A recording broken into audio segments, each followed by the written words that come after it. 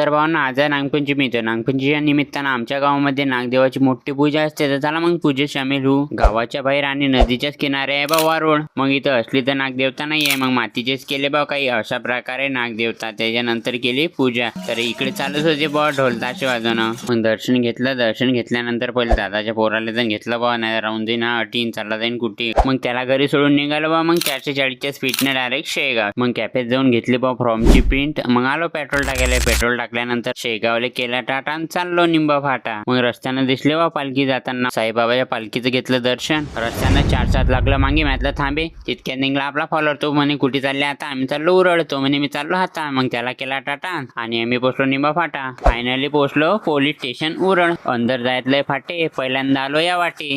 A few moments later. Police स्टेशनचं झालं काम. निघालं खाऊन जाम. मैं तेरा